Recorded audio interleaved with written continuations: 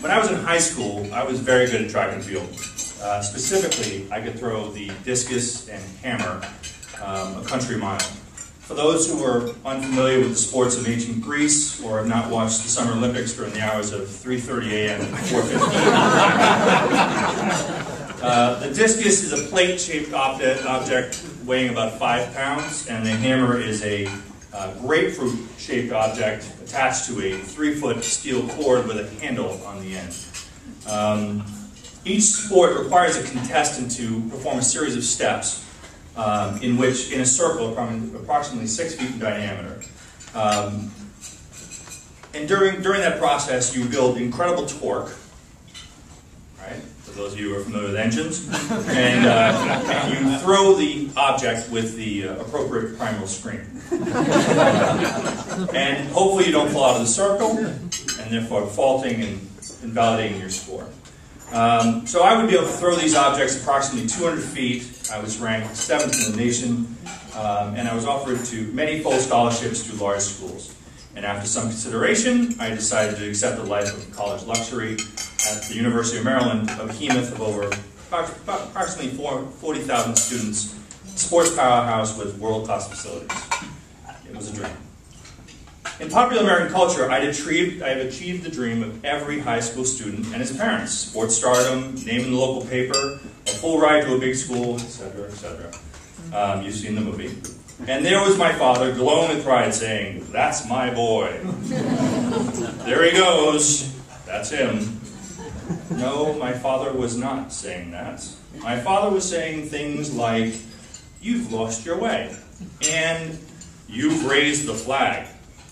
The flag was an imaginary flag, an infamous flag that my father often spoke of, that was allegedly hoisted up high and proudly by people who wish to alert others to their not giving a darn about anybody or anything except themselves. My name's O'Keefe, my father's Irish, of course, you get the picture, right? And he would say things like, "I'm not raising you to be an athlete, I'm raising you to be a man." He asked me to visit at least one college which was focused on educating the man. The whole man, as he would say, whatever that meant.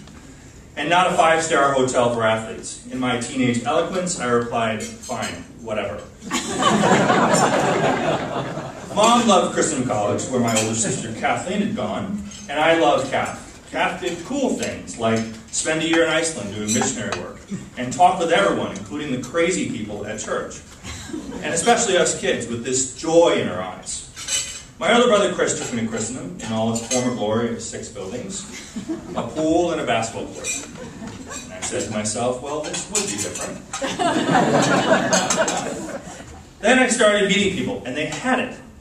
They had what Kath had, this joy in their eyes, and in their voices that life was full of wonder, and they had discovered its secret. It was such a difference in the wrangling and raging of high school, the posturing, the pretending, the facades, the cliques, the need to maintain rank that made up my daily existence. Then I went to a few classes. I went to a very good high school, classical in Providence, Rhode Island. Before I even sat down, I was thinking, I will have fallen asleep to better professors than these. These notions were quickly dispelled by the passion and the abilities of the professors. And again, it was the eyes, it was the passion, it was a moving event, even for an 18-year-old boy. Had I ever seen a teacher care as much as this one does? When had I ever seen someone speak with such conviction? Right or wrong, this was not some place where one could be indifferent. On my ride home, I thought, Christendom somehow felt right. I quickly forgot these lofty thoughts and went back to my carefree life of my senior year, partying with my friends, demanding respect, picking fights, insulting at will those who questioned my motives or means, secure in the knowledge that after a summer of the same stellar behavior, I would be off to Maryland to fulfill the American high school dream. In the late spring, I met my father before school one morning at the breakfast table.